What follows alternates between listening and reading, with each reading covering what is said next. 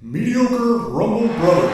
All right, hey, welcome to Mediocre Rumble Brothers. This is Corey this time. Jordan is out, I suppose, so he will not be joining us for this conversation, but me, Udon, and Edwin are here to kind of dive into our thoughts on this recent Nintendo Direct where they announced the Switch 2 and kind of share our thoughts on the aftermath as well, which is kind of interesting, I suppose. But before we get started, make sure to like the video, give us a follow if you're on Rumble, subscribe on YouTube, and share this with your friends if you guys like, gaming related stuff and you want to hear some other perspectives from players like yourselves. So let's go ahead and get started here with the Switch Direct.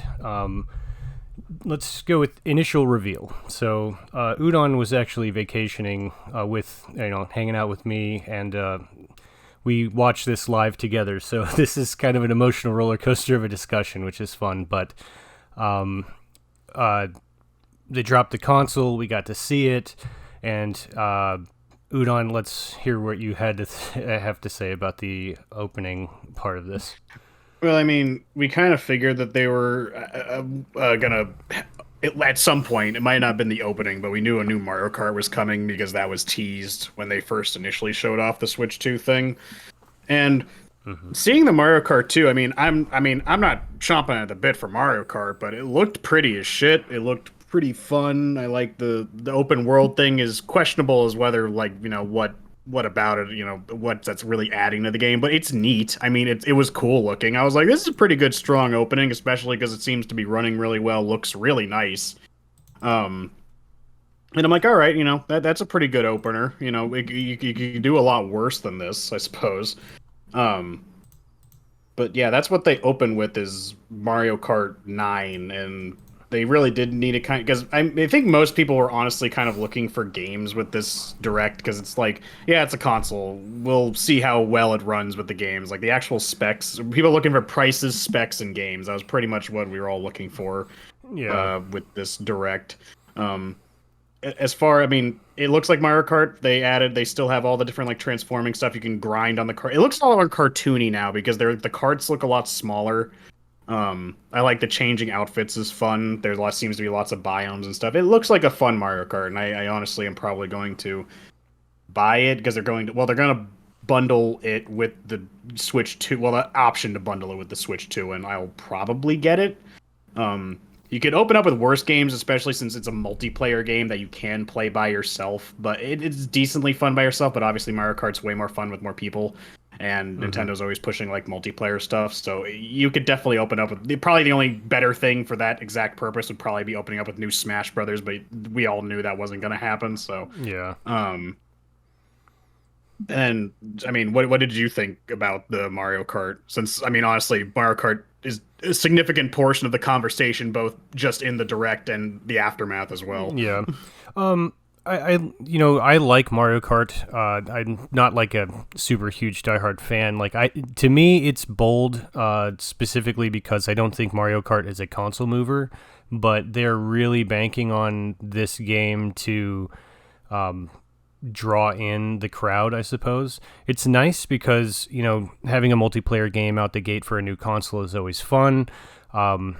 New console releases are always like a fun time for me in general. I go to the midnight releases, back when they were doing that kind of stuff, and so seeing it not be a port of Mario Kart 8 Infinite, basically, Yeah, it's kind of nice. The karts are fun; they're all over the place. It seems like a lot more mechanics when you're racing. Better track diversity when it comes to pathways. They got that open world thing. It seems like a lot more racers and things like that. It's they added like every Mario enemy under the sun, and then also the cow. It's nice because I liked using Mr. Scooty and like my Mii character, but it seems like I might have a little bit more fun playing as like the cow or the penguin or something. But I was a little disappointed when you didn't show off, like they didn't bring back like Link and the Inklings and Isabelle and like the Animal Crossing villager. But I was just telling Edwin that I know at some point Miyamoto was telling the director of the Mario Kart, whose name I do not know offhand, but he wanted to add more characters, or no, rather the director wanted more characters. Miyamoto was like, no, I don't want this to turn into Smash Kart. And I don't know what was the thing that broke the camel's back that finally let him take, just add a few in there. Yeah. But I was just like, it was kind of neat. But I mean, I get to play as Rosalina, so I'm happy about it. And like I said, I really like all the fucking outfits and shit. So I think that I don't think there'd be a problem with them adding Link and other like Nintendo first party characters in as guests. Probably future DLC if I had to make a wild guess. It also makes for like fun track designs. They didn't bring item specific like they didn't bring character specific items into the game, so I don't think it would turn. Items haven't been a thing since Double Dash, have they? I think that might be the only time. But I'm saying like there wasn't like a Master Sword or like a Triforce or something or like Villager's Net or whatever. That would kind of turn it into this Smash Brothers balancing act. But having the characters in a cart is interesting. I don't think they showcased constructing a cart where you can swap the wheels and everything. So I don't know if we're going to be able to do that again.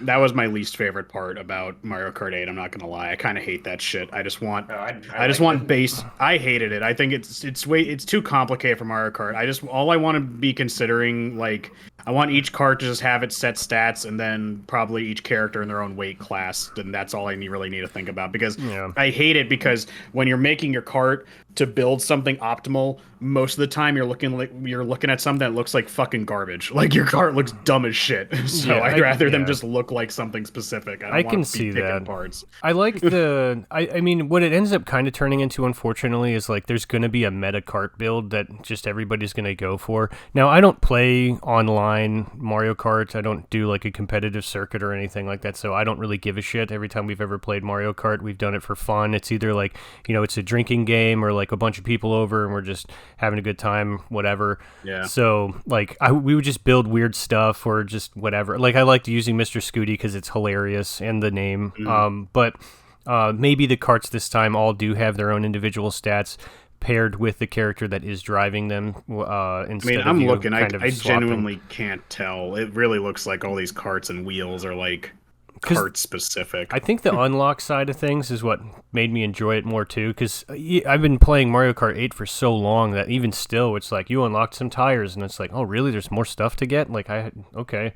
So that was kind of the fun part, but if they're not going to do that, then maybe we're unlocking the characters as we go, but I know even that then, I'm not going to be excited, like, unless like they're going to make me unlock half the roster. It's like, Yeah. oh, you got the dead fish. It's like, great, cool. Yeah, I don't know. Maybe there's like decals or something, or maybe you can color customize the carts. Who knows? But I think there's a purpose to the open world aspect, so you're gonna be looking for something. Yeah, there's earning. photo opportunities, and I think special, like maybe like concept art or something that you come across. But of course, the game is going to have its own direct. I think on the 17th.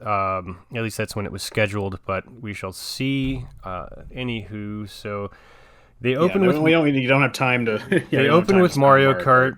Yeah, they open with Mario Kart. They have the open world. Then they cut to the 3 most tired people I've ever seen in my life. And then they were finally let out to see their families after finishing the Switch 2. He's like, "We did it, guys." And then they kind of introduced this thing, which is basically just Discord for the Switch 2. I think that's a good ad. It's not revolutionary, but it's nice because the Switch had a stupid companion app to use to talk to people. I think they were using that to kind of circumvent ESRB ratings because of when you include online play, you kind of have to like add something else because people start dropping gamer words and crap like that. And Mario Kart or Smash Brothers is not exempt. I think it would most likely be a place where that would be farmed the most because of those types of games. But having the Discord chat and it's not Discord, it's whatever the hell Nintendo chat, but it's kind of fun. I think it's neat that you can talk with people on your Switch and share your screen. We obviously use Discord already for everything else that we're doing when we're playing on whatever other console we're doing, even when we are playing on Switch, PlayStation, and PC, and Xbox, all in different like games and talking, but I don't think I need to spend too much time on the Discord chat, but having the C button, at least I'm not going to accidentally take more fucking screenshots. Yeah, it's the infamous C button because everyone's freaking out. Like, what does this do? And I honestly thought it was going to be kind of like Xbox's, like I can press a button and it'll like record gameplay or something for like the last few seconds or something like that. But Yeah. I can genuinely say I was not expecting Nintendo Discord. But at the same time, I'm like, congratulations, guys! You have caught up with the party system that Microsoft figured out in the Xbox 360 Yeah. days. Like, I mean, it's kind of you cool have finally caught up. that you can see what your friend's playing, or if like we're both playing, let's say Breath of the Wild or whatever, for lack of a better example, and I found a shrine and you don't know where it is, you can like swap to my screen and I can, instead of me just like texting it to you or whatever, it's like it's right here. You know, that's neat. I mean, it's a novelty thing. Take it or leave it, I guess. I think it'll be really useful for like normies and probably kids who want to emulate their fucking streamers. Like, well, look, we're using Discord and scaring our screen and shit like that, right? Because it's easy. It's so much easier because obviously, unless I'm playing something on Steam, in order for me to show you guys what I'm doing, I have to set the thing up next to my computer, use like a fucking HDMI splitter, get it set up on OBS and all this other crap just to show you what I'm doing, whereas this is like literally a button. Yeah. So that's kind of nice. I was kind of glad that they weren't bullshitting us with the quality of the stream at either. Yeah, like the stream was 10 being frames. shown to, yeah, like 10 to 15 frames a second. But at least they weren't being like, look at it, runs at 60 frames a second when you're seeing other people's streams. It's like, no, they weren't. They were like, we can't even lie about that. And I Like, probably we're not gonna bullshit you. I probably will sleep on the camera. I don't really care about the camera thing Yeah, at all. again, it's like for us especially, it's like I don't need to see you. I know what you look like. Yeah. I don't. Again, I feel like it's just gonna be a fun toy for like normies. I really enjoy that. I think the camera is going to open a Pandora's box on Nintendo because I know that when Microsoft had the camera for player player portraits on Xbox 360, like the amount of Literally. nutsacks that just showed up, it's like, you guys don't know what you're opening. Literally, I'm watching it right now just to remind us. And first, the comment that popped up is, "Oh God, I can already see the hacked cameras." Yeah, Like, I mean, PlayStation 4's had their like iToy, like play with your robots in your living room thing that quickly turned to here's live feeds of porn stuff. And it's like a Nintendo, you just opened up that box. If there is any idle chat on Nintendo, that's just what it's going to turn into, unless they can figure out how to keep that from happening. But who knows? Because it seems to, if you ever remember YouTube's earliest days, there was no man's land before they started putting stuff on there.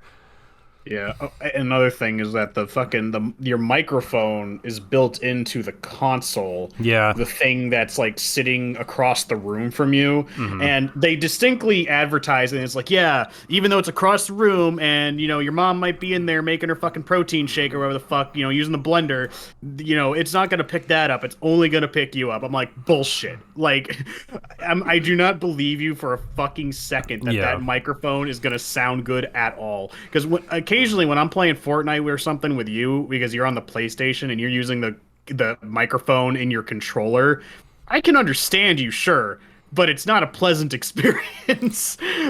Yeah, because I can hear everything else in the room as well, including the television, so it's really awkward. I'm just like, go ahead. No, I was gonna say I'm pretty sure they're gonna sell some sort of Nintendo Bluetooth device that I wear. Yeah, some headset because It's already added an audio jack to the bottom of on the bottom of the game, so you're not forced to use Bluetooth.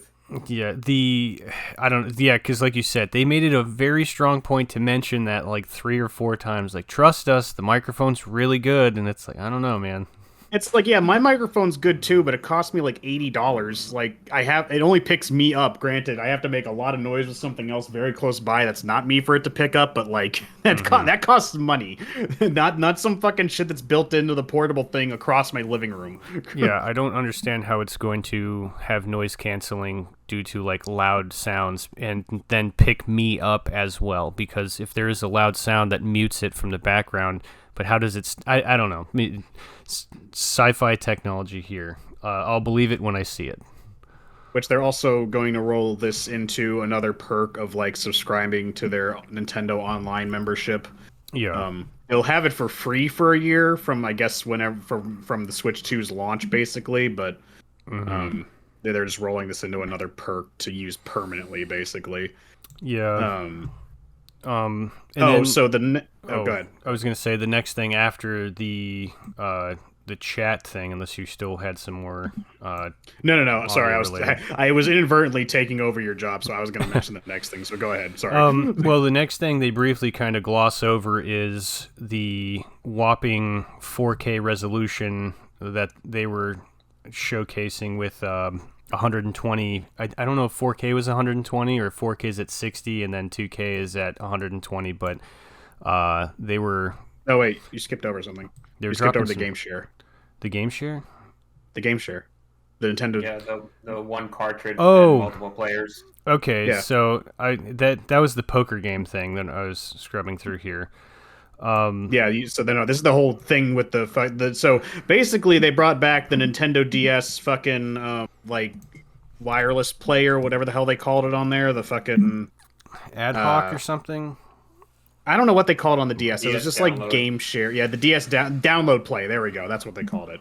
So basically, with the Switch 2, with certain games, they bring the thing back where if you have other friends around with Switch 2s, also with Switch 1s apparently can do this. They'll be able to receive but not send.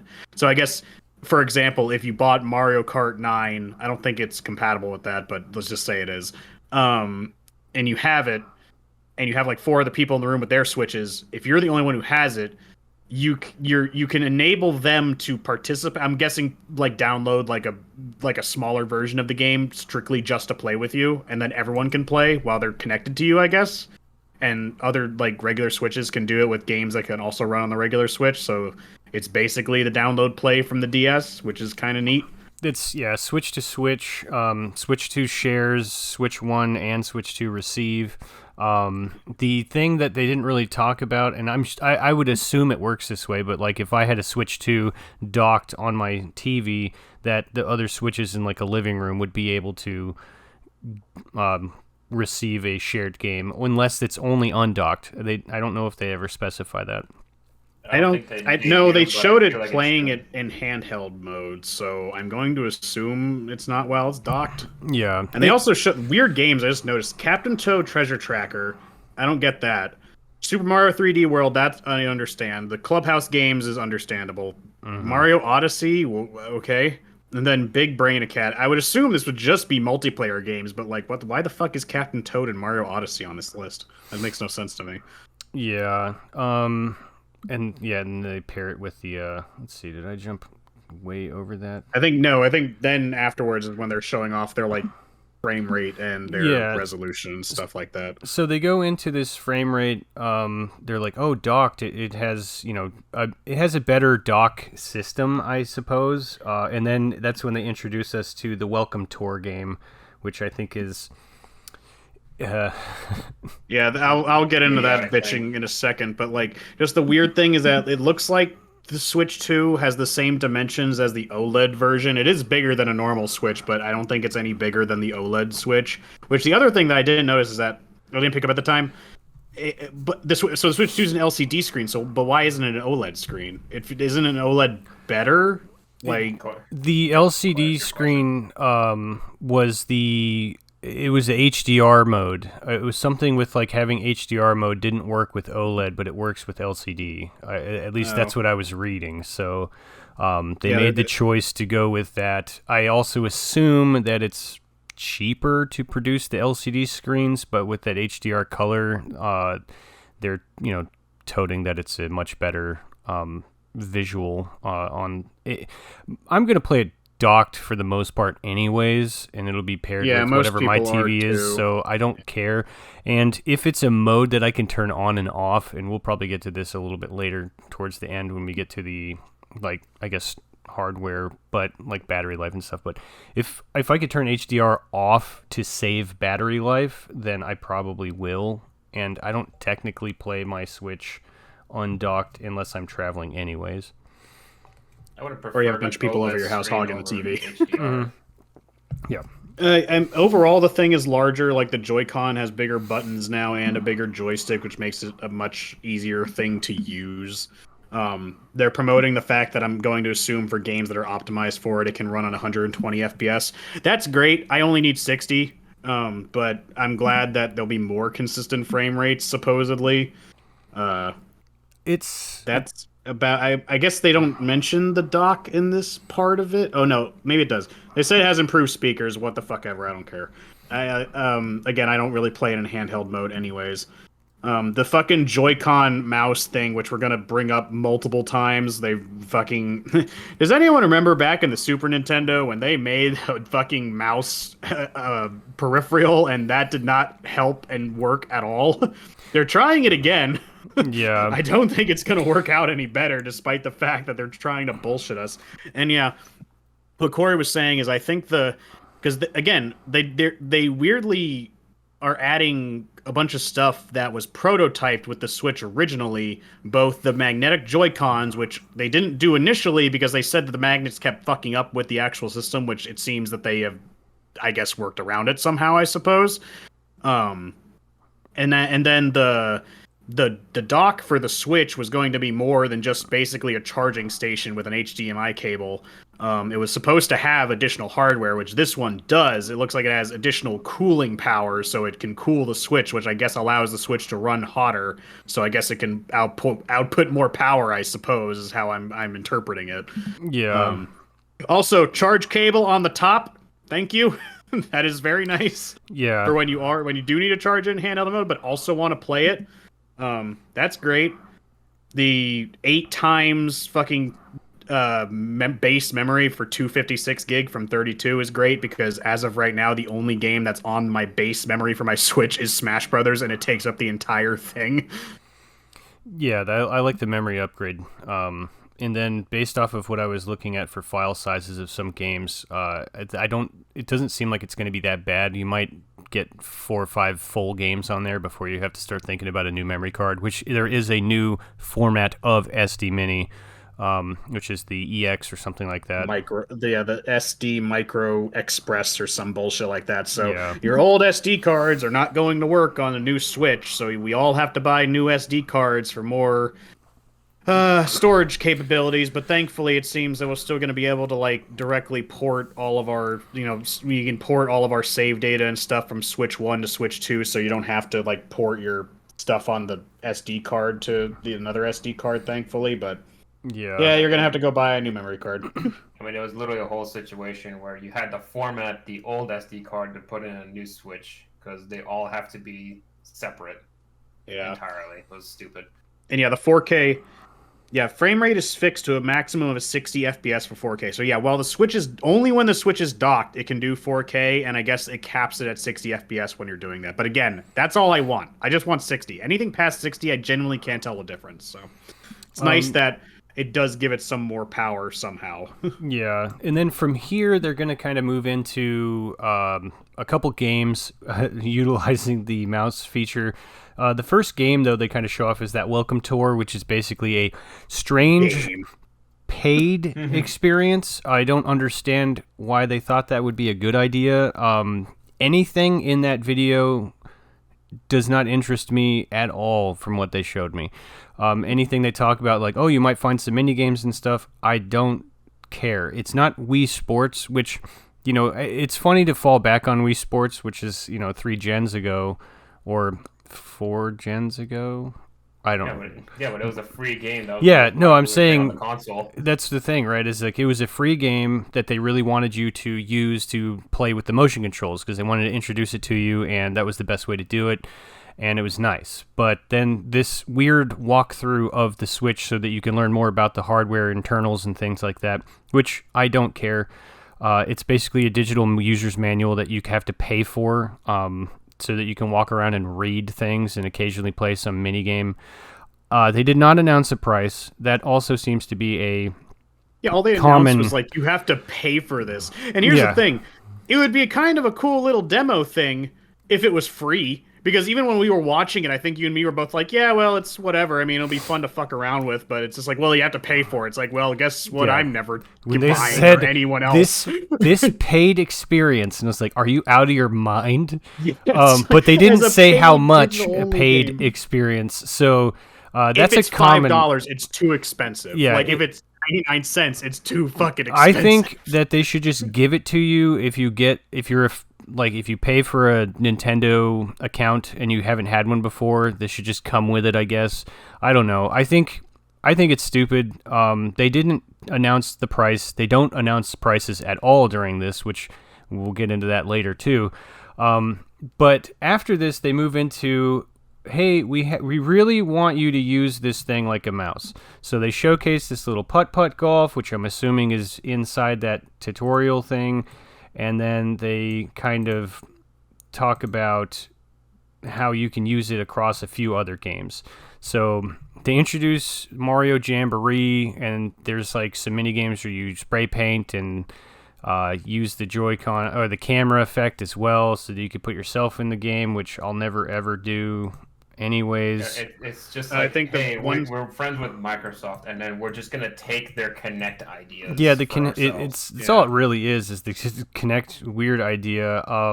Again, it seems, I bet normie people will find that shit fun. I don't. One small thing you skipped over. I mean, they don't go into great detail about it, but most Switch games are going to be playable on Switch 2. You can look up a list. I would bring it up, but I would find it pointless because they don't follow any kind of rhyme or reason.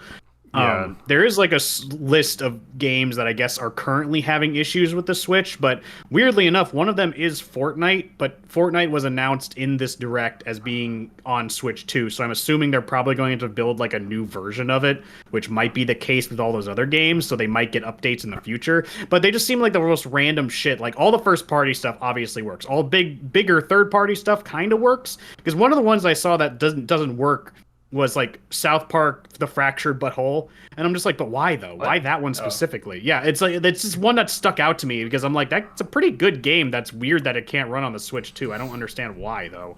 Yeah.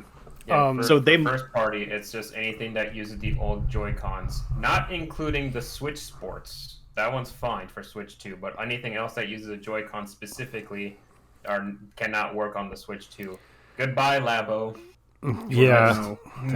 Thank God I invested in all that cardboard.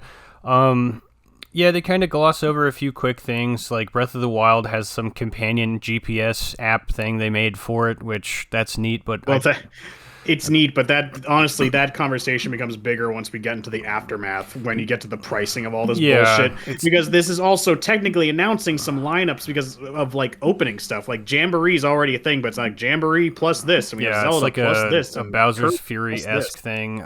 Kirby gets a DLC, and then they showcase Metroid Prime 4 Beyond with the mouse to aim, which I think is stupid. No. I'm not going to play the game like that at all. The other thing, the reason why I'm not going to use mouse features in general is because I don't want to grind my damn controller down. And the funniest thing about this mouse feature that I was expecting but did not see was I thought they were going to add web browsing.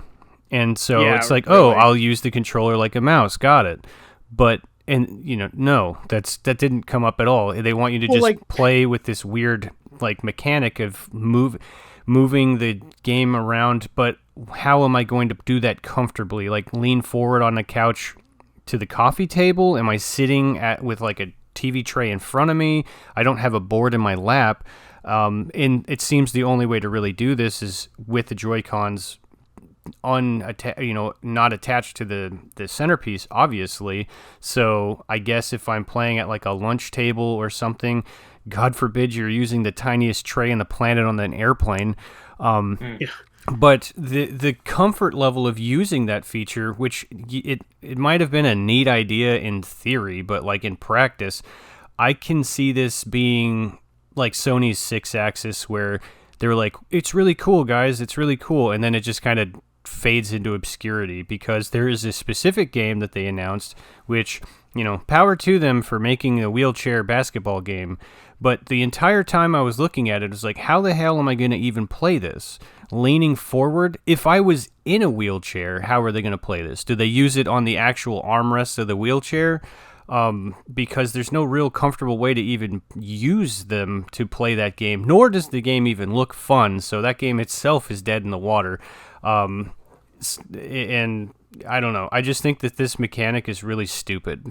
So Like literally when we were watching it, the only thing I saw that I was like, okay, I can actually picture myself using this is that they're gonna port the new Civilization like 9 or whatever the fuck we're on now. Yeah. But the new Civilization is being ported to the Switch. Like, but you can also use it. You can use the mouse functionality. I'm like, that makes sense because it's a PC game. So like letting me use the mouse actually makes sense. I was like, that's actually kind of neat. Too bad I won't be playing it on there. I'll be playing it on my computer, but whatever. Yeah, they're gonna like force feed it up front pretty strong, I think, and then anybody that's going to be making any third-party deals out the gate is going to be asked probably to find a way to utilize this feature, and then the following year it will just be gone, like 3D games and. And yeah, well, again, I'm seriously and shit. like, whoever the fuck invented the Super Nintendo mouse was like, all right, this time it's gonna work. If I fucked up last time, but this time I got it. Just trust me, bro.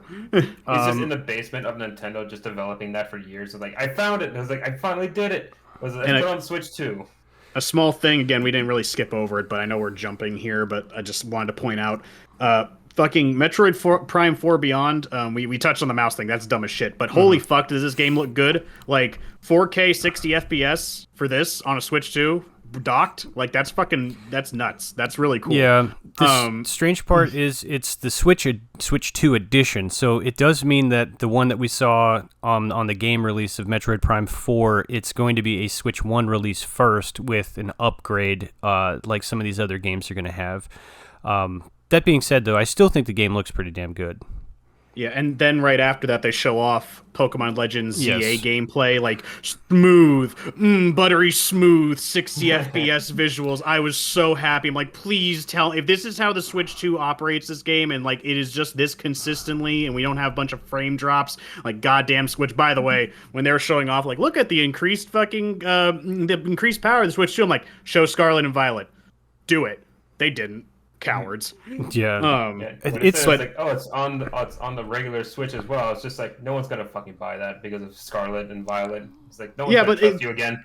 I'll admit it looks like it's only a small snippet, but I'm like, if the whole game is buttery smooth like that, oh my god, I will be so satisfied. I'm just like, oh god, it actually looks playable. They also didn't get hard release dates. They still had the this is coming this year, but no actual drop date. So that was kind of interesting because I was for sure that they were going to do a Metroid as a launch title since it's a first party game.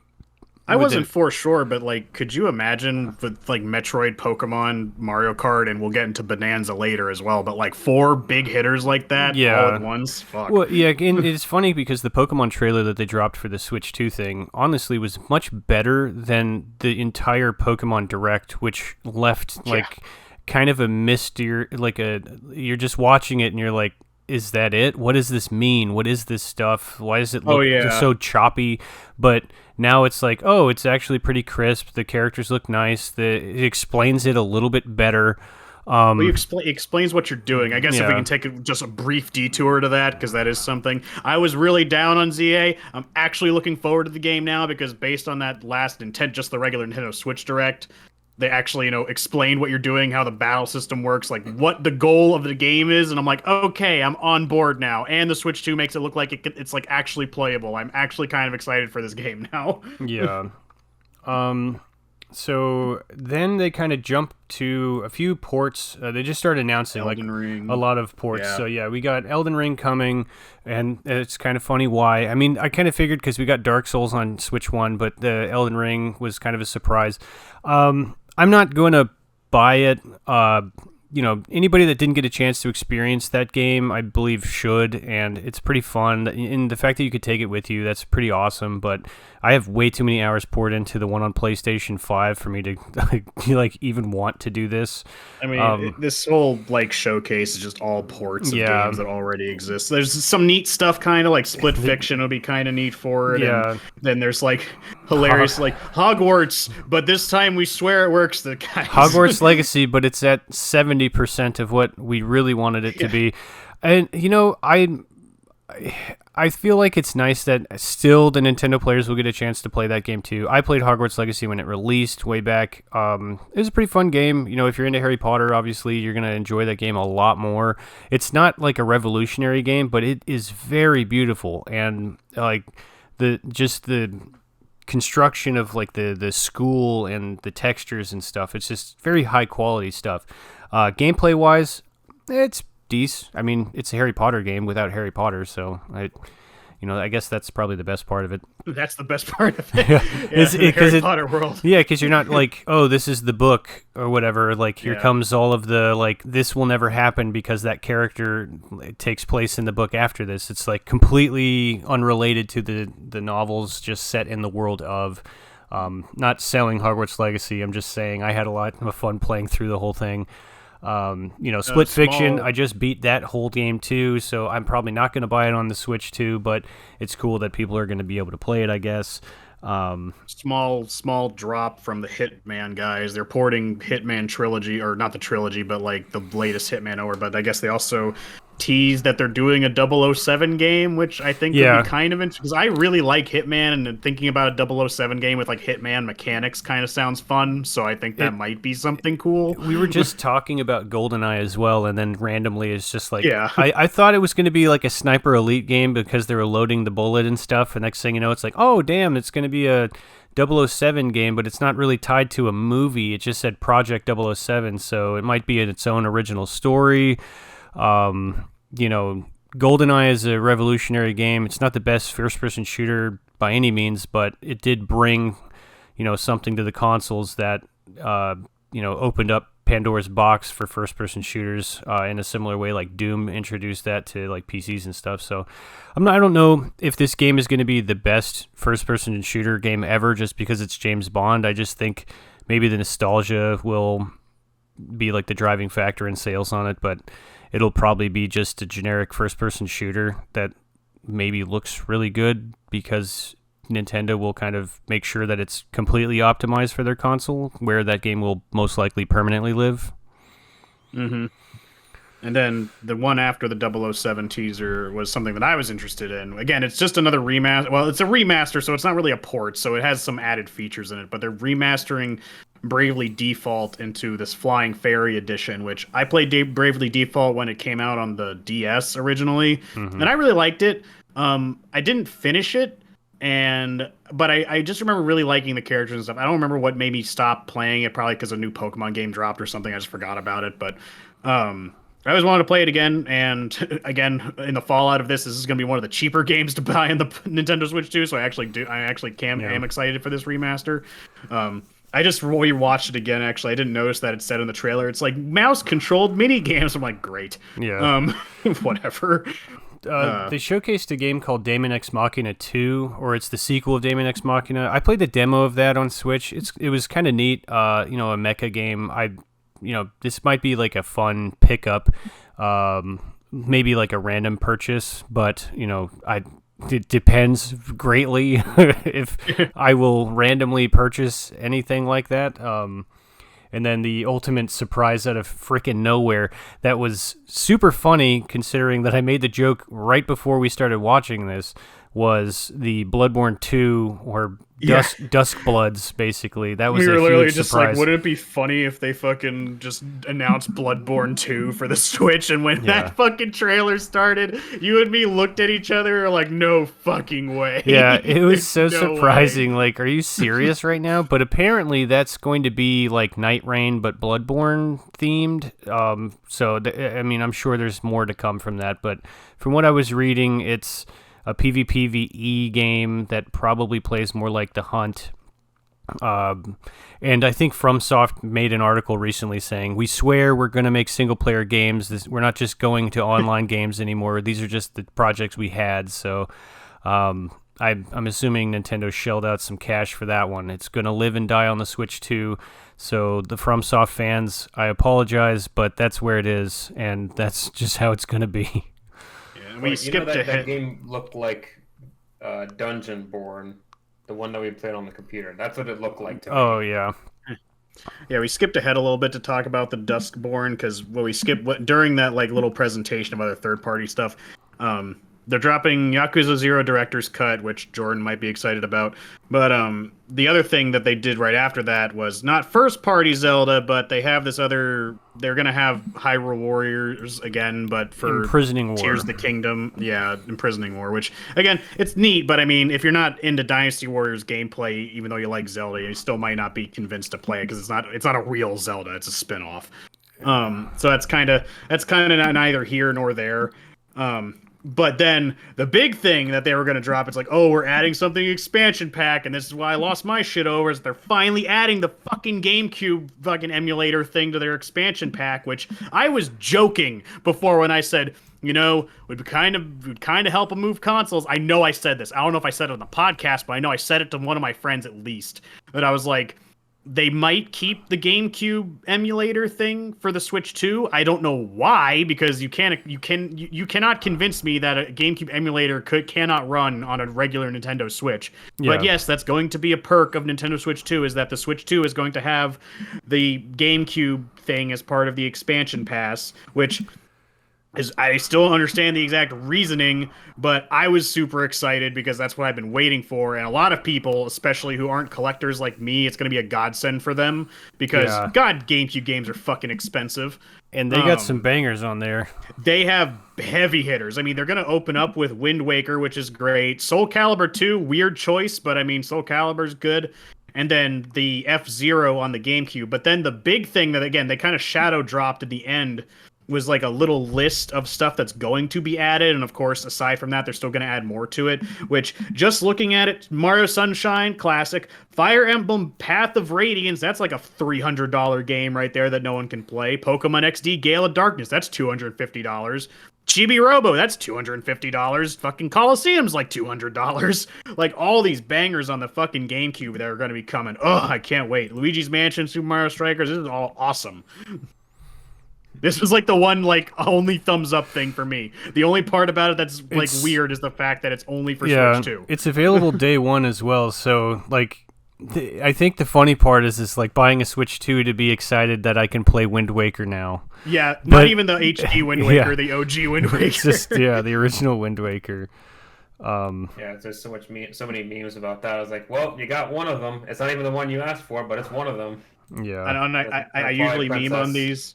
Yeah, I usually meme on these, but I might actually buy the fucking GameCube controller that they're gonna sell with the Switch because I just want to pretend. I want to pretend like I'm back playing my GameCube again. Yeah, then they did kind of like a speedrun drop of some games like Deltarune. They added chapters 3 and 4 coming. I don't know if that's kind of big. I don't know if that's the last of that game or like if 3 and 4 is the end or if there's going to be more after that because I've seen people going like, that's really cool, but is it complete? Because they wanted to wait for it to be complete. I think the game's free, so like, you know, I'm not complaining. It's neat. Toby Fox's game. If you like Undertale, you'd like the game. I think I started. No one cares. I started playing Deltarune Chapter 1, and that's about it. Then we move forward to Randy Pitchford talking about Borderlands, which I'm not buying that on the Switch at all. I don't even know if I'm going to get it, really. I still haven't seen the characters, and it still makes me think there's not going to be characters. You're just going to make a custom character, and it's going to suck balls. No, they already shared the characters. That was like on the first trailer. When? Nobody did liked anyone them. Did anyone? I'm gonna have to look at this after that because I haven't seen them. I feel like I would have saw that. I guess no one cared. Then, based off of my recording, because the stream just crashed like crazy, but there was like some 4-player survival buildy game that was like viewed from the top. Yeah. They showcased Civ 7. They showcased Enter the Gungeon, and then it took a monster shit Enter the where Gungeon, it froze. Poor things. Yeah, they didn't even get to and then glossed absolutely over Silk Song being 2025 and just kept it pushing. They didn't say anything. They just showed the game, showed 2025, and then it went on to the next trailer. It's like, oh shit, you know, it's the Leo DCAT meme. The rapid fire of just like game. Like no one talked about it. It was just like, here's Silk Song, and then it was like, whoa. Star Wars Outlaws. So I can also not buy it on the Switch too, I guess. Something slightly surprising: Cyberpunk is going to be ported onto the Switch, and according to them, when it's docked, it runs pretty well. So I mean, it's still probably going to be janky in handheld mode, but I mean, Cyberpunk running on a Switch is kind of wild, especially if it's going to be at least halfway decent. Some game It's a cool called game, but I don't know how long it's gonna last on there to actually play on. yeah. But then again, it's like it's cool, but like it goes back to like, holy crap, when did Cyberpunk come out? Anyone who cares has already beaten the fucking game already. So like, yeah. Yeah. There's some game called Reanimal, which looks like What is- Little Nightmares. this Oh, fucking yeah, Shadow Little Nightmare Labyrinth, thing. this fucking Pac-Man shit. This Oh, like, demon yes. Pac-Man thing. Corey What the really fuck? wants that one. I do want that game specifically because I watched the Secret Level animation on it, and I was like, oh, I kind of like what they're doing with Pac-Man here. Like, I don't know if I'm gonna run out and go buy it right away, but it's definitely gonna end up on my shelf at some point. It's just a Metroidvania insane. game, but it does seem kind of neat. I would not have thought that that's what they would just kind of reimagine Pac-Man, and it makes me wonder if they're gonna like go back to these old games like Frogger and Qbert and things like that, and they're gonna do the same type of thing. Because like, Demons. why? Yeah, it's just like, what if it was just terrifying? And then you're like, oh, okay, let's do that. You're like, who knows? Well, it's like that same situation of anything that goes into the public domain just automatically gets turned into a horror game. Yeah, for real. So, I mean, maybe they were just getting ahead of that themselves to mean, re-up the most- copyright so it doesn't enter Yeah. public domain. They're like, we did it. Most of this like rapid fire trailer, aside from standouts like Silk Song, is like all the shit that was displayed in the last direct, basically. Yeah. Like nearly all of it, I think. Yeah, and but- then they dropped the Kirby's Air Ride in. Oh yeah, so then we go back to first party shit, and they make this big deal about Kirby's Air Riders, which, funnily enough, oh actually, this is when they actually talked about the Duskborn thing, or Duskbloods. Then they went into Yeah. Kirby's Air Rider. So what's funny is that my friend in my other group chat was like, "Yo, Kirby's Air Riders!" I was like, bro, they announced Mario Kart 9 in like the same breath, and he's like, "Fuck Mario Kart 9." I'm like, all right, I found the guy who's gonna buy Yeah, Kirby's Air Riders. he's gonna buy and not every Mario copy Kart. just to outperform Mario Kart. You're gonna lead with Mario Kart, and then you do a off-brand Mario Kart sandwich. Like, I don't understand why they would do it that way. Kirby's Air Ride was not really fun to me. I think the only time I ever bought that game was as a birthday gift to somebody else who liked Kirby. So I apologize to them, but that was I just find it way weird. back. It could have been better if they announced it like a year down the line or something. And I know it's not going to be on the same day as Yeah. Mario Kart 9, but it's still just like racing and more racing. I'm Absolute- like, why though? I There's don't. zero hype, period. If they would have just said it sometime like coming this Christmas and then drop a trailer like, a month in advance, then yeah, that's probably how they should have approached it. Because I'm not going to sit here and lose sleep all year going, God, I can't wait till that game comes out. It's just Kirby's Air Ride. Like, I don't know. They also made a big deal of like Soccer Eyes directing it. I'm Yeah. like, don't get me wrong, I love the man. He made Smash Brothers what it is today. He's a workaholic. I super respect him. And if anything, that just almost guarantees me that the game is going to be good. I still don't care. Yeah, I mean, don't. I'm sorry. Complicated game development stuff aside, I understand that it's more than just make a character go in a lap, but I'm just not super impressed by But that if you're gonna game. put a gun to my head and say which racing game do you want to play, I'm gonna say Mario Kart every Yeah, for fucking real. time. So. And then, of course, the show wraps up with the kind of surprise. Honestly, I wasn't really expecting I called this. this shit. When I they said this shit. When I they said opened I it said up, it. I thought it was going to be Mario Odyssey 2. I was like, okay, here's the mainline Mario game that's going to move a console. This is going to be their launch title. Come to find out that this game isn't a launch title either. It comes out a month later, which is crazy to me that you would spend that you're going to bank so damn hard on Mario Kart. But Donkey Kong gets a new 3D platformer for the first time, I suppose, since Donkey Kong 64, right?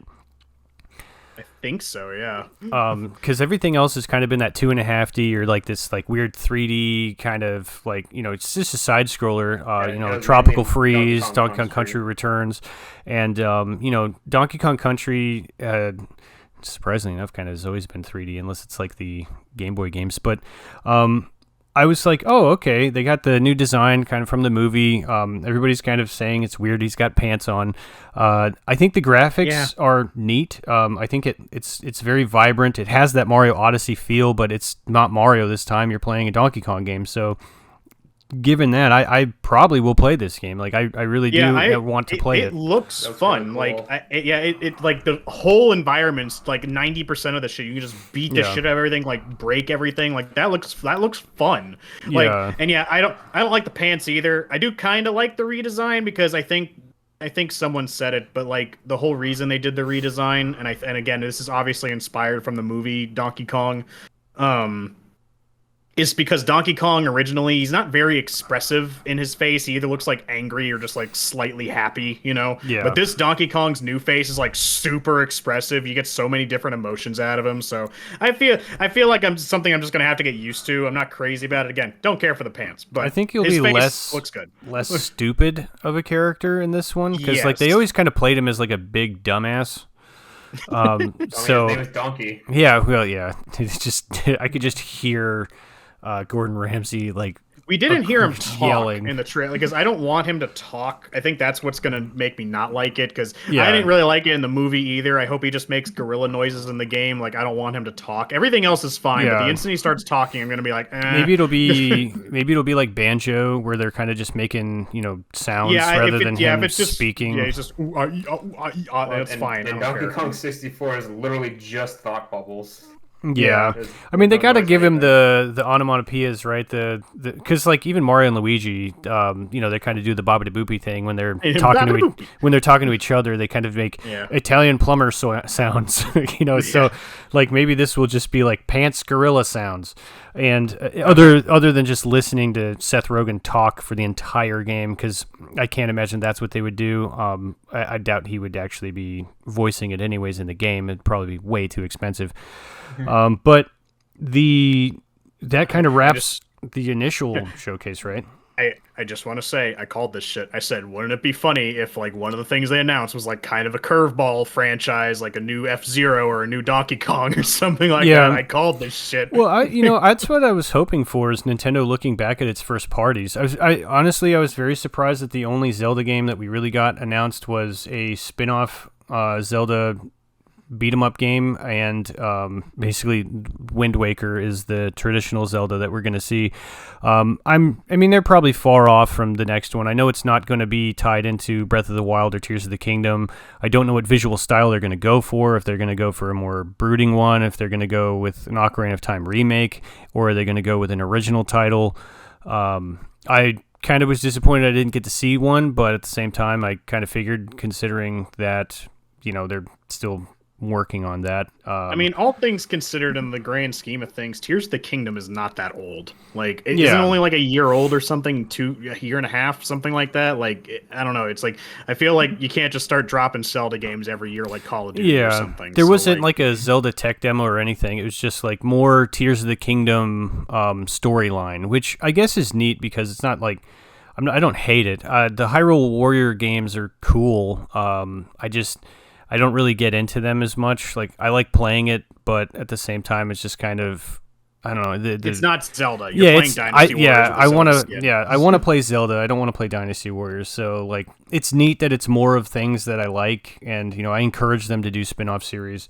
It's just I probably will get that at some point. Yeah, and a lot of people wanted to see the Imprisoning War anyways. So it's probably going to open up a lot more.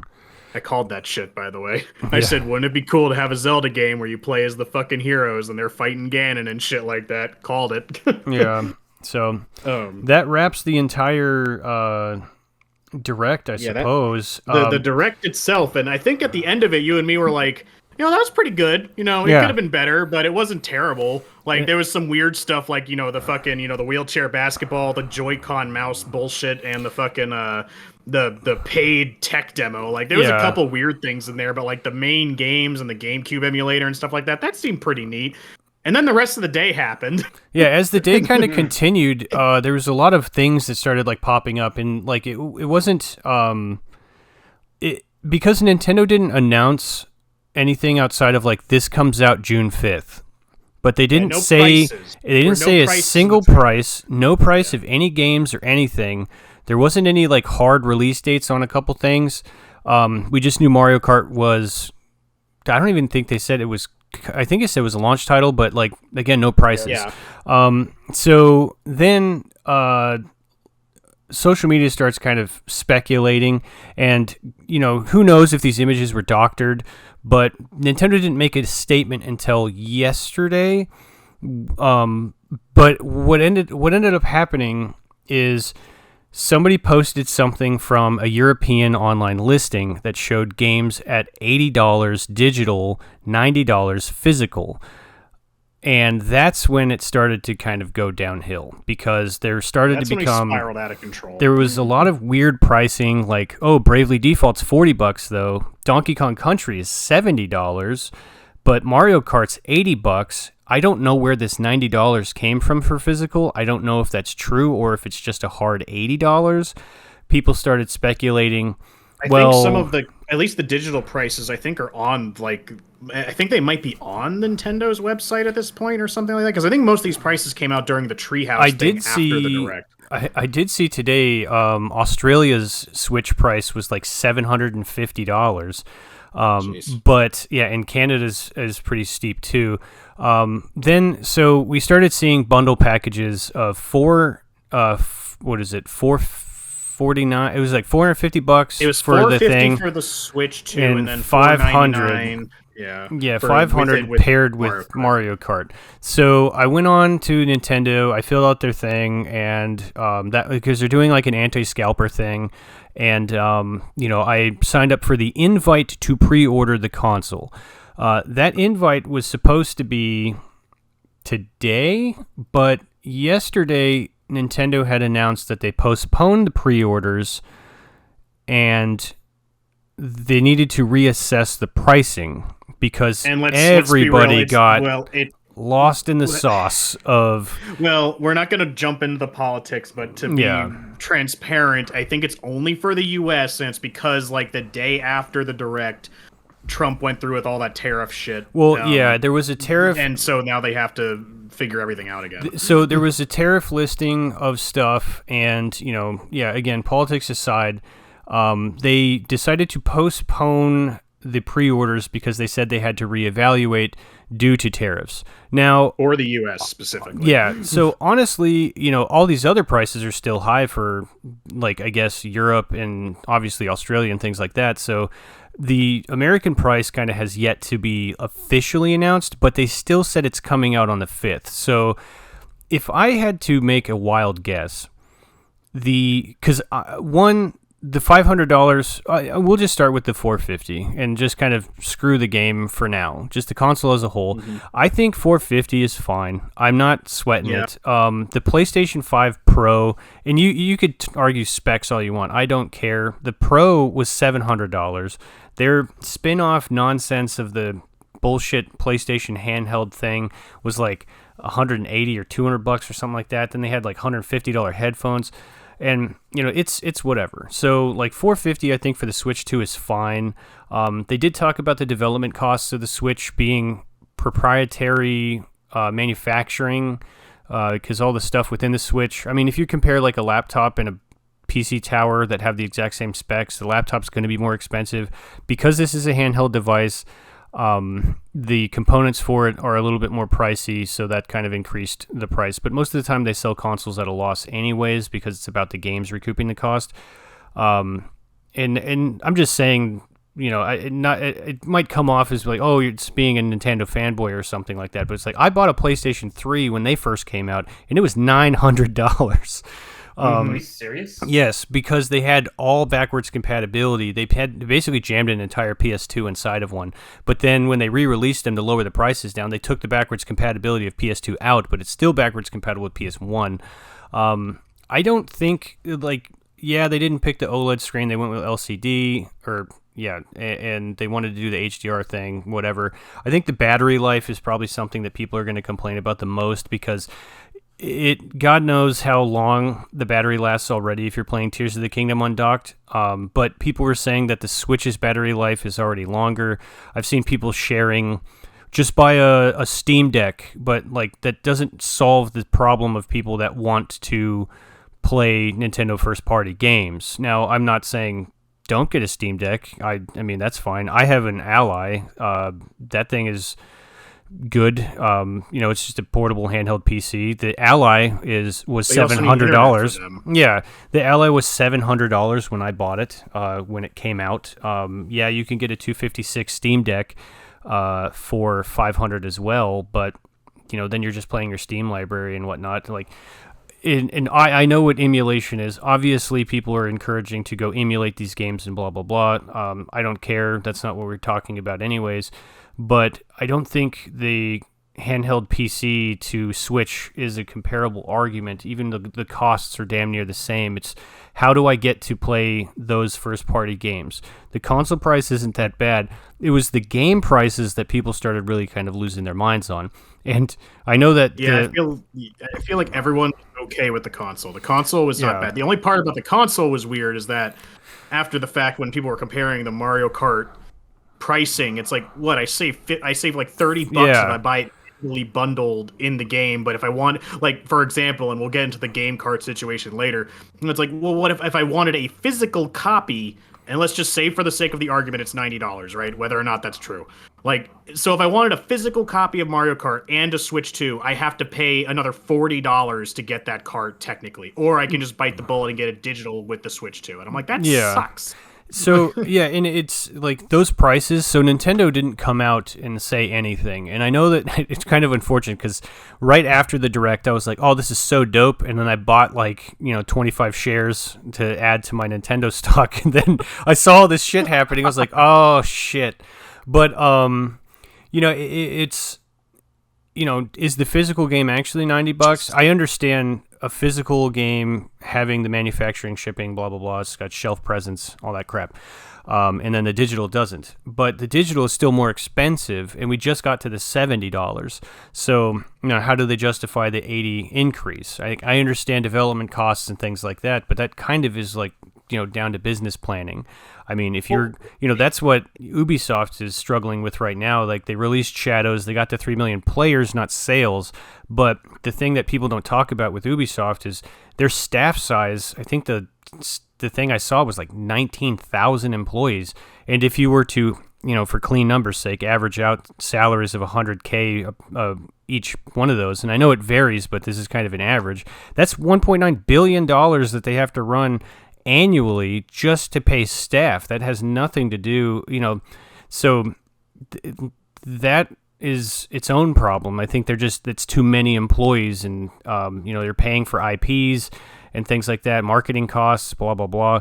So how do you justify, like, we've already seen games are $70 because it's expensive, and then Nintendo did it with Tears of the Kingdom. They said this game is $70 because it's a premium title, but that was the first time and only time, I think, on Switch they did that. I don't know of any other $70 game on Switch.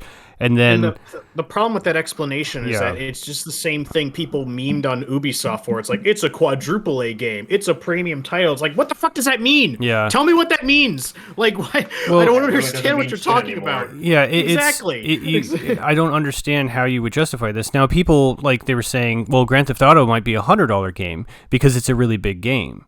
But if I don't play that game in the way that they are hoping that I do, then it's not a big game.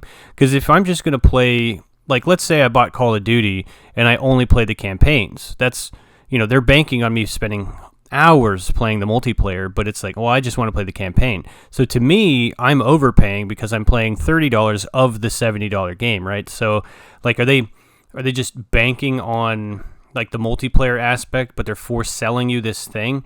And we were kind of talking about it, and what is more confusing is the varying game prices. So Mario Kart being $80, but Donkey Kong is $70. So, at least in the listings that we saw, and then Bravely Default's a remastered port, so that's $40. It's a remaster, but so that's $40, that's a DS game. Yeah, man. I mean that's pretty good. And I've seen people throwing around the stupid sheets of like, well, in 1995 games cost this much and stuff. It's like, bro, I don't give a shit right now. We're talking about right now. I don't want to do this like inflation cost bullshit. like because I'm spending the $90, not my parents putting something under a Christmas tree, and that's why it's a little bit more like. That's why I'm talking about it. It's because like a gift is $0 unless you're the one giving it. So the $80 thing, I started thinking about it, and it's like, well, maybe this $80 is tied to games that have that shared gameplay mode, and that's kind of them trying to recoup costs based on the amount of lack of sales from people that won't buy the other ones because I'm going to play that with them. And I mean, that's only if they're playing it with people in the room with you, but like I'm going to play Mario Kart. If all my friends are over and I have Mario Kart, like I'm just going to put it up on the TV and have us all play split screen. I understand that. I would think that that's probably the most common scenario rather than like, all right, guys, let's sit around a picnic table and then all play on our Switches so that the sun can glare on our screens and we can't see anything. I don't think that's how that's going to be used. I think it's a very interesting concept. It's cool. And when we saw it, we were like, oh, that's very consumer friendly. But now I'm like, well, I think they're just making us pay for it. Yeah, it feels like that, right? Because it's like, it's a cool niche feature. If we're going to fly to Japan, I guess we can all play Mario Kart on the plane on our Switches or something. But for me, who's, fucking lives alone, that fucking feature doesn't help me at all. And again, even if I was going to have my friends over, it's like, yeah, just put Mario Party up on the TV and we'll just share 4 Joy-Cons. Why the fuck would you all bring Switches over?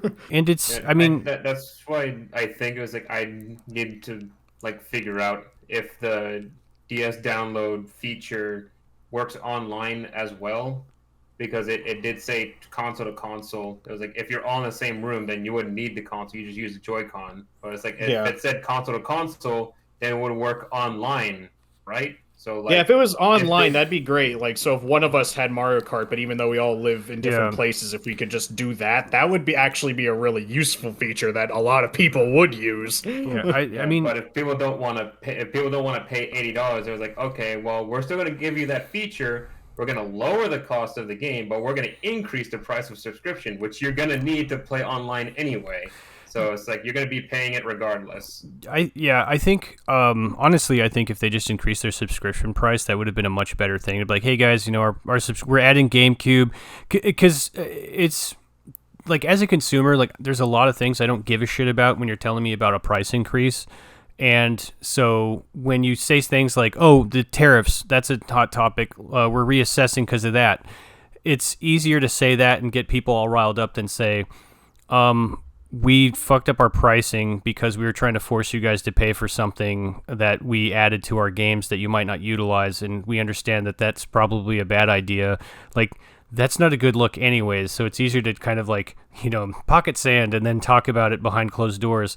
Because another article I was reading said, like, former Nintendo I think it was like former Nintendo, like, PR marketing people are like, oh man, they are having a nightmare right now. This is like just because of the pricing. Like they might come out of this and say, all right, games are only $70, but it's almost like Blizzard's bullshit moment when they announced Diablo Immortal. It's like, this is not going to go away unless you come back with cheaper prices. Because if you guys put your heads together behind closed doors, come back out, and the prices are higher, like that's not a good look at all. But they could either give Mario, give Mario Kart away for free, or if you with the console, or people can buy it or something. Like I honestly don't know what they can do right now outside of like lowering the price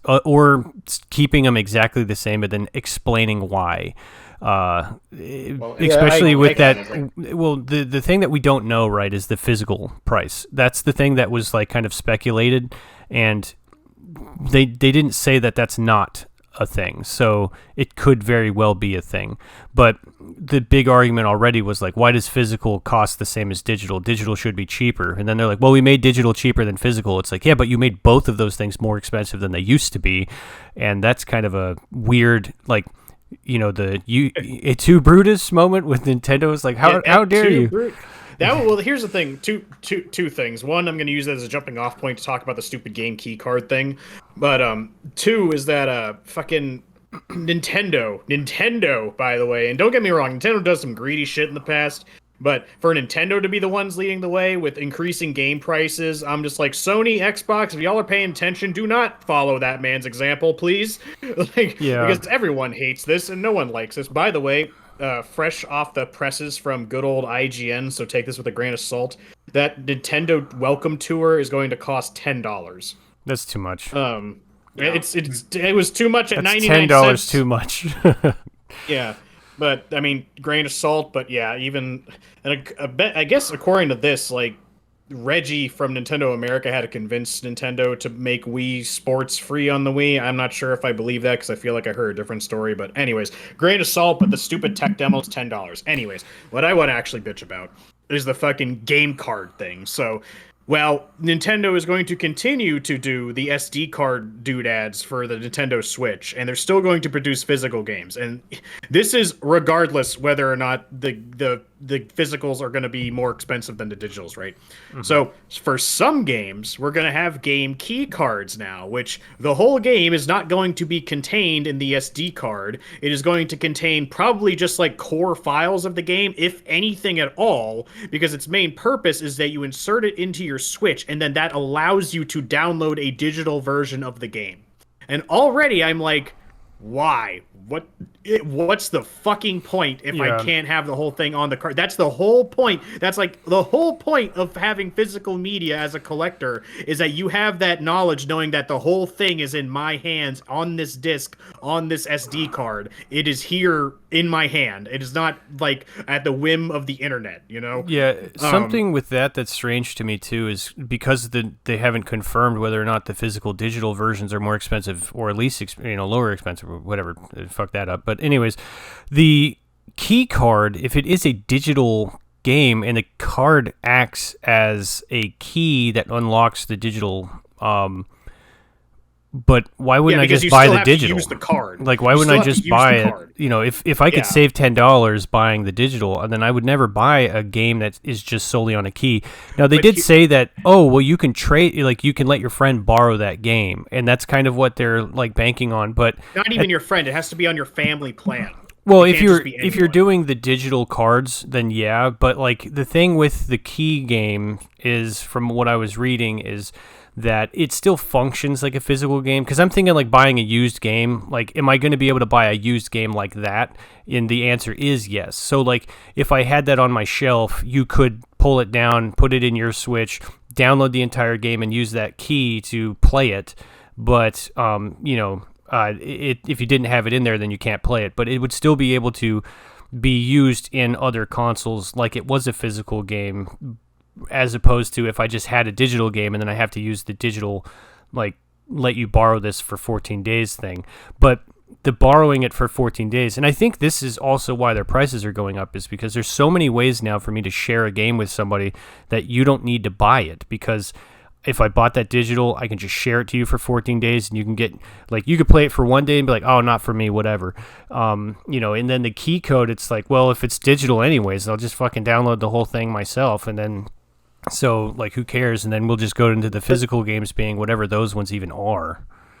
Yeah, well, here's the thing. The nice thing is that it seems that if it's going to be a game key card, it's going to say so on the front of the box, so you'll know right off the bat. Because honestly, any game that's going to be like that, I'm just going to not buy it. Like, I'm not going to buy a physical version. What's the fucking point? Especially for me, who I live in the middle of fucking nowhere, so getting physical copies of shit is much harder. So I'm just like, why would I even waste my time? Which also kind of... I don't know, discourages me. I'm almost done with my Pokemon collection. I almost have every single mainline Pokemon game on physical media. Now I'm starting to think, and granted, technically Legends is a spin-off, but I'm just in my back of my mind, I'm like, man, when Legends come out, if it's going to be a game key card, I'm going to be so fucking disappointed, because it feels like it's almost tainting my collection in a way, because it's like, it's not the real game. It's just this thing that tells the internet I have the real game, you know? I don't like it. I have a quick question. Mm-hmm. What is the difference between the key card and then using a CD to install the same exact game on the Xbox and PlayStation but still requiring to have the CD in the console in order to play it. No, that I is think- the same thing. Honestly, that it's not like a so new I don't really practice. I don't really understand like what's the problem then. It was like it's still pretty much the same thing. It's like okay, Well, here's- so no, technically here's- on this one it's half the here's game the on the thing. disc and half the No, game no, on the no, no, console. no. Here's the thing. So there is a slight difference. From what I understand, correct me if I'm spouting bullshit, but from what I understand is that if I take, so let's just take for example, I have a Shantae game on the PlayStation, right? And when I put that PlayStation 4 game in my PlayStation 5, it says, "Oh, there's a PlayStation 5 version available. Do you want to download it?" And I downloaded it. So I have the digital PlayStation 5 version that I have to use my disc to play. But if I take a PS5 game that I have a different Shantae game and put it in, and I know what you're talking about when you put the game in and it says it's like copying or whatever, but what's doing, it's installing it from the disc. So it's installing it to the hard drive from the disc in order to run faster, I believe. So it's not technically reading the data off the disc, it's reading the data off the hard drive, which I believe is faster.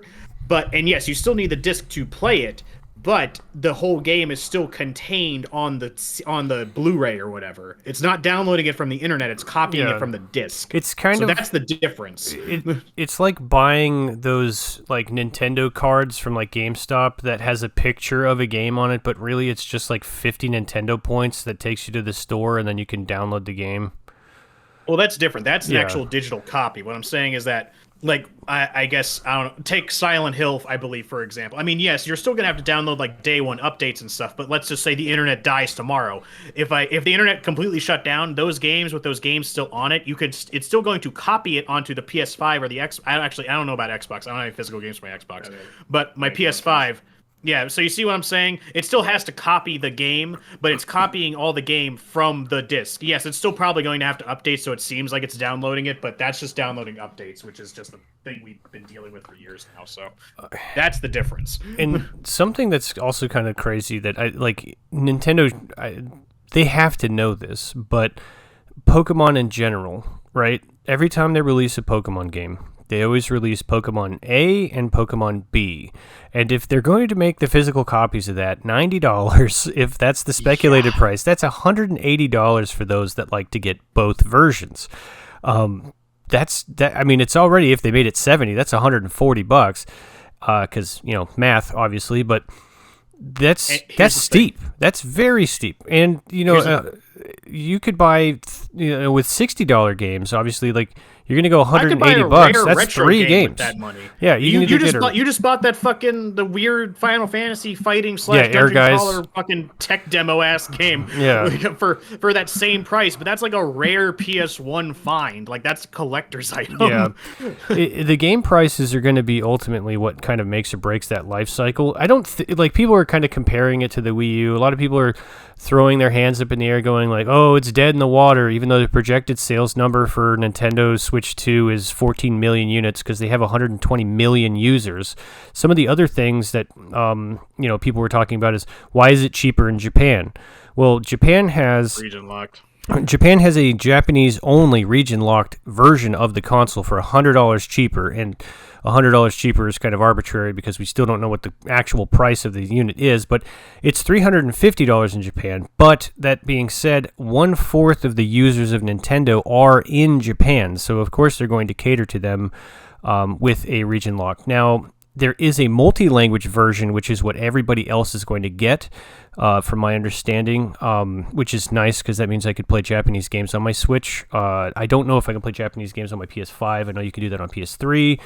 I'm pretty sure you can. I digress. Region lock has been a thing for a while. Do you not remember you putting a Japanese No, disc? I for put DVD. that was the That was for DVD, DVD. and that was something that's that I hilarious. learned about PS4. So just a quick thing: if you put a Japanese anything DVD related into your PS4, it will give you a warning 3 times before it permanently changes to only read Japanese DVDs, which is outrageously weird. It is so weird. It's like, holy shit, guys, calm down. I just wanted to watch this thing from a magazine. I got some guy's gaming magazine and it came with a DVD. I thought it'd be fun. I didn't realize I was like breaking the first law of PlayStation Making or a some decision. shit. Yeah, A it's like, lifelong I can only watch this randomly 2 more times before I made my final decision on what DVDs I'm allowed to watch.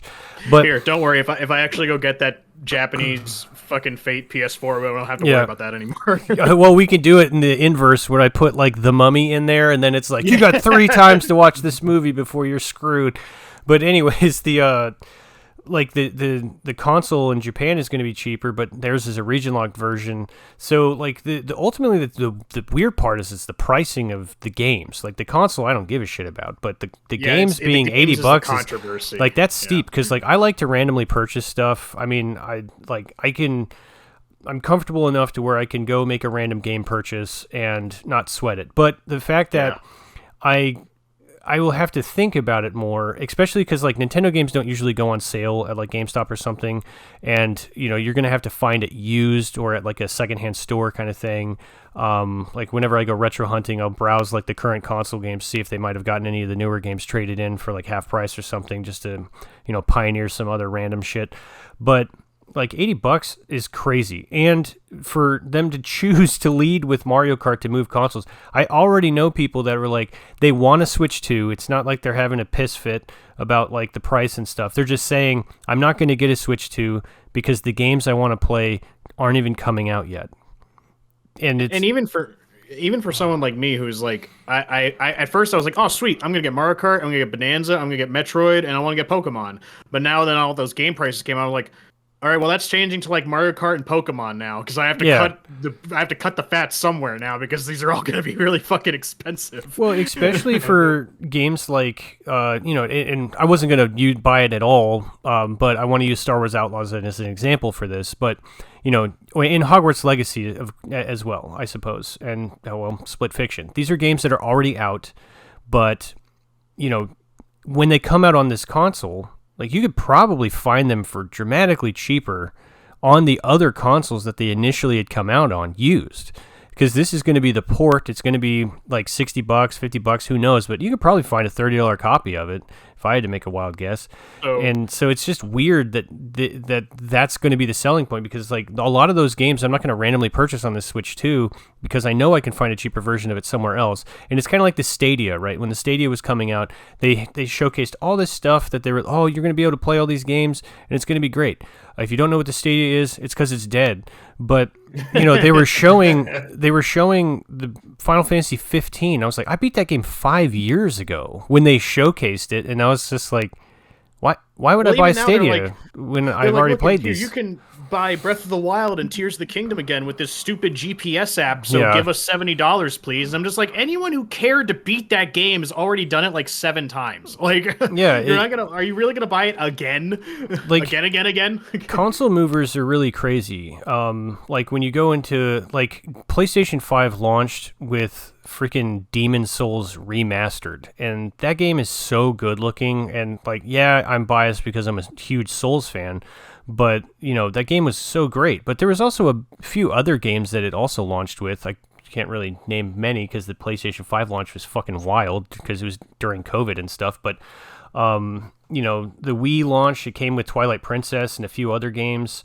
The PlayStation 4 launch, I don't really remember I know that FIFA was on it, and I only bought that because I was trying to find a multiplayer game to play. I don't play FIFA games or many sports games at all, but there was a couple other single player games, but I didn't want to like buy a new console and then come home and then make all my friends watch me play something by myself.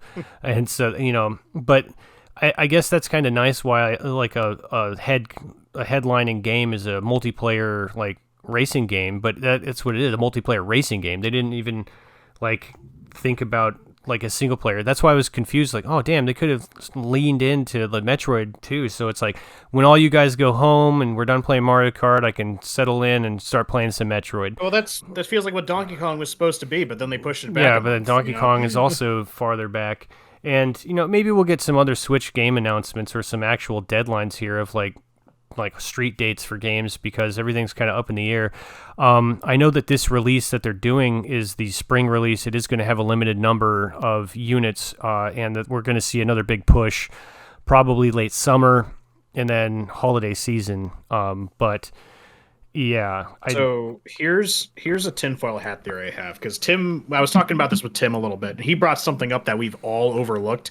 And granted, we don't have any confirmation that's going to continue on the Switch 2, but based on what he said and what I thought about a few other things, because as I said, they brought back a few design decisions for the Switch. The dock being more powerful and shit like that, and the magnetics on the strips, right? But the other thing that they also considered with the Switch was making it a digital only console. Now, what is the thing that we have been overlooking? That again, granted, I'm just guessing here because we haven't had confirmation that they're going to continue it onto the Switch too. But on the eShop on the Switch, they have this program that they love to push of their Nintendo coupons. So it's like you pay $100 for these 2 game coupons. And basically these coupons can be used to be exchanged for any 2 Nintendo games, I think, or any digital. I think it's mostly just, actually, no, it's just Nintendo catalog. But any first-party Nintendo stuff doesn't have to come directly from Nintendo, but it has to be like their IP. So I only use this so in exchange. So, it's $100 to get 2 of these coupons.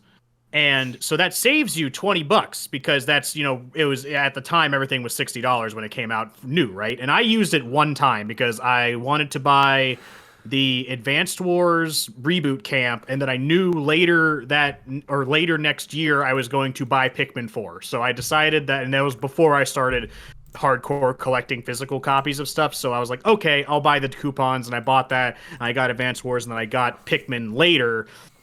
Quote unquote for free, but I mean, I already paid for it. Now I'm wondering if they're going to push that same program. They might increase the price of it a little bit, but instead of making the Switch a digital only console, especially with the whole like, hey, buy the console and Mario Kart and you save like, $30-$40, for a digital copy, they might really just trying to, and it's again, even with the game key shit, right? I just feel like they're really trying to just strong arm people into digital games, like really badly. Yeah. Especially if they push that coupon thing, because of all the game prices, the coupon thing, let's just say it stays at $100. That's going to be a huge fucking deal because it's almost a buy one, get one game. It probably wouldn't stay at that price, but like, I don't know, maybe $130, something like that. But people would jump on that because like, oh man, I get to save $20 on this $80 game when you're back down to what games used to fucking cost. It's interesting that you bring that up because now that like I'm hearing that, it does make a lot more sense because of how, I guess, and after all of this, it's kind of weird saying this, but how consumer friendly these practices of sharing the games digitally with your friends are being pushed. So it's not just like the coupon thing, but digital game cards that you can loan your friends, being able to share your play with your friends who didn't buy the game so you can all enjoy it together. There's this sense of like, play this with your friends, let everybody play together. You can see each other's games, you can talk to each other. Isolated ecosystem of like online digital play and the key cards. And so it's like, oh, well, you guys must be trying to force us into that, or at least introducing it to us in a way that'll get us to like it, so that when the next whatever comes out, that it was only a matter of time, right, before physical media was going to. It was coming. The thing that'll be silly I didn't is think it was Nintendo going to put the bullet in the head of physical media. The thing that'll be silly. Not to mention that Nintendo is in the weird situation where their games, their first party games, are the hardest to get to because it's only their console that is never reproduced that it's available for. So it's always the hardest to get. Yeah. And always the most expensive. Yeah, so I mean, it is kind of wild right there. That I definitely could see that happening, and it's going to be crazy because like I think about stores like GameStop and things that like sell physical games as like their main thing, like new games. And I mean, GameStop doesn't just sell video games anymore, but like if they didn't have video games, I wouldn't have a fucking reason to go there. I don't go there because it's like, oh cool, I want plushies in a random board game like Pokemon Monopoly. Funko Pop wall. Yeah, like there's some neat stuff sometimes I see it, but the only reason why I encounter any of their extra shit is because of the thing I actually went there for. So once they don't have that anymore, that company is fucked. And then, retro game stores and stuff like that aren't necessarily going to be screwed because people are trading their stuff in all the time. And a lot of those even places, modern day Switch stuff is hard to find, even in retro. We're going to those stores, and during our hunting, I bought so many Switch games because some of them are just hard to find still. Once they're gone, they're gone. Yeah, I mean, like you said, you still can't find Legends of Dive Dragon Quest for Switch at all. Yeah, there's like sometimes they do just like single prints and then it runs out and it's like, well, that was it. That's all we did. I mean, like Ryza, I think is a tough one, and then it's not even just on Switch too, but there's a lot of game companies that like a lot of rare RPGs they do that stuff with like a single print off and stuff like that. But anyways. Yeah, so the Switch 2 was just like an emotional roller coaster of like, I was so happy to see and like, oh man, finally. And then they hit me with the June 5th and I was like, oh, you kidding? It's that soon? Like, okay, so some of these leaks, like they were pretty close, like on point, you know, with like, oh, it's going to be a summer release and blah, blah, blah. And then it's like, it ends and I start getting confused and I'm like, why didn't they say any prices? And then social media starts sitting there. Wednesday morning was such a cool morning. Everything was so hype. Everything was very fun. And then slowly over the course of the day, it's like consoles for $150. It's like, okay, well, it's like it's 500 with the bundle. It's like, all right, well, it's like, well, physical games are $90. It's like, what? It's like Mario Kart's $80. Like, oh no. And then we're just like spiraling into nonsense. It's just, it's like, oh no. We're just getting madder and madder. But sensible reality now. The thing that's funny though is like universally, I think our conversation was like, I don't care about the console price. It was just specifically like the gaming, because it's not just Nintendo. It's a gateway drug into everybody else doing it. That's what I'm worried about. You know, EA's watching this, going like, oh hell yeah, we could do that shit.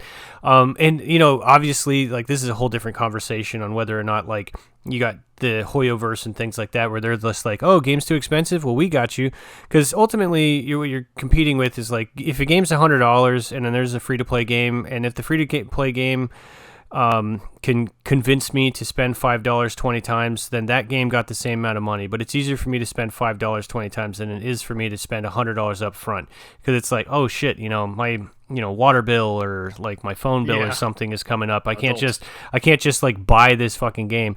And then when you're talking about Christmas gifts too, I mean, it's like, you know, yeah, back in the day you might have gotten like, you know, $40-$50 games or something, and you get a couple games under the tree.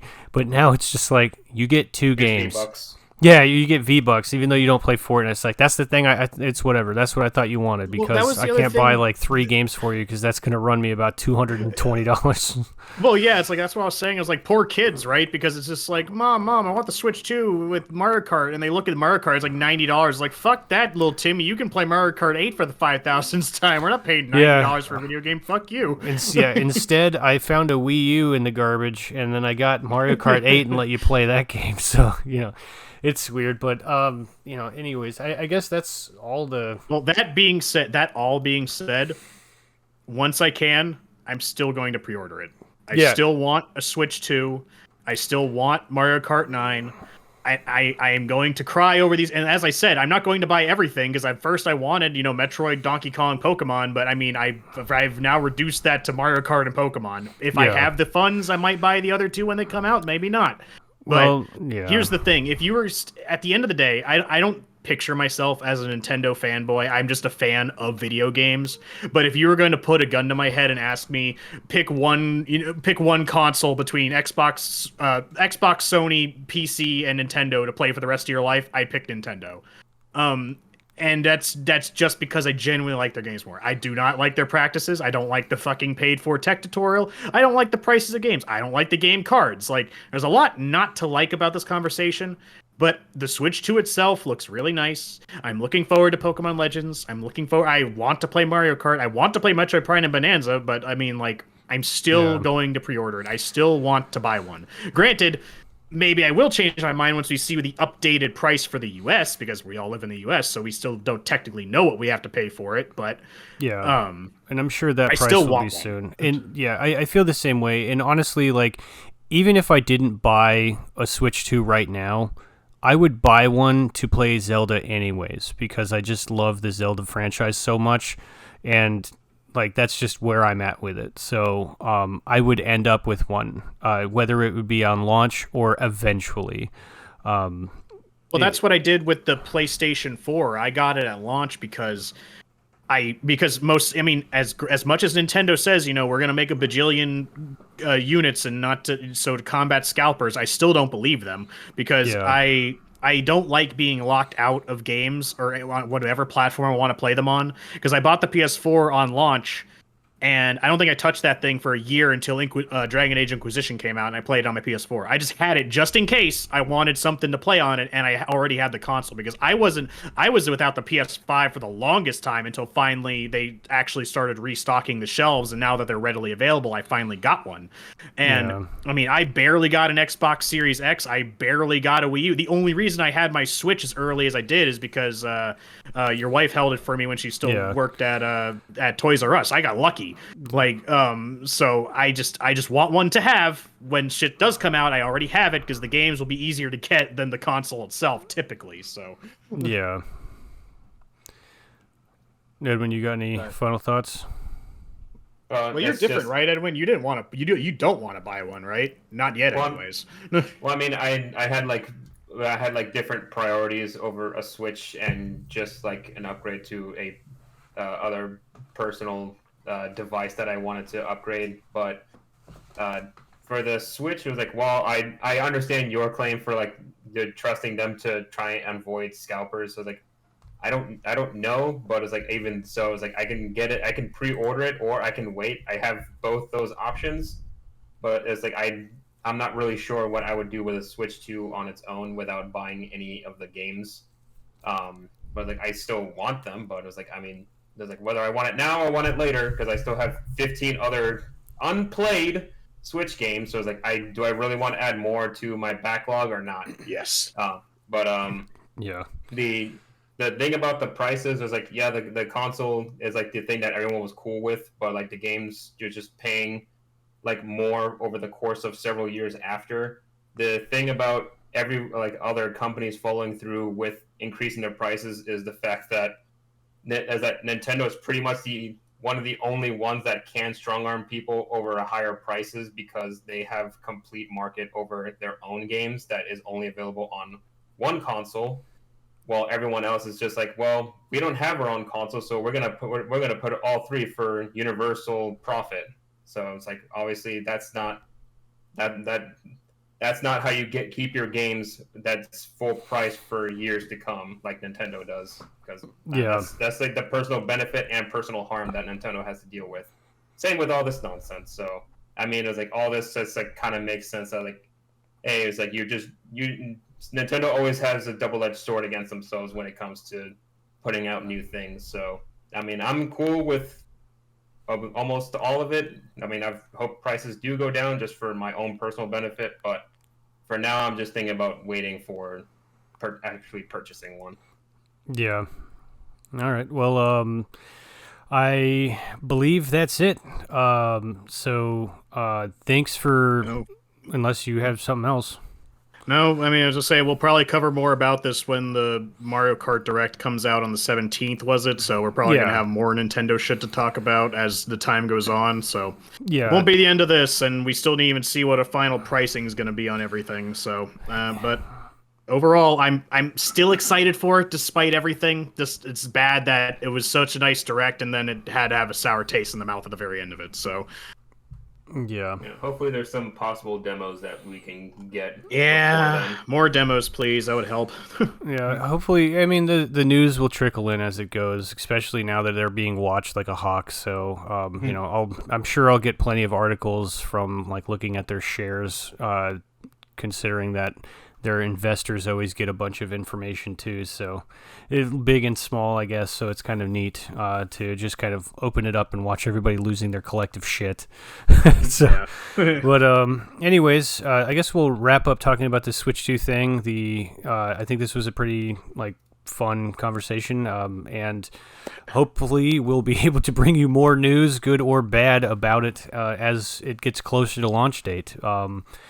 So with that, I think I'm going to wrap up. I don't remember exactly what Jordan's send-off is, so I'll just say thanks for listening, and make sure to hit that subscribe, like, or follow button, and share this with anybody else. And I hope you learned something or was just as frustrated as we were and confused, but at the same time excited that there's just new gaming hardware on the way, because I just love the nonsense of that. So, yay.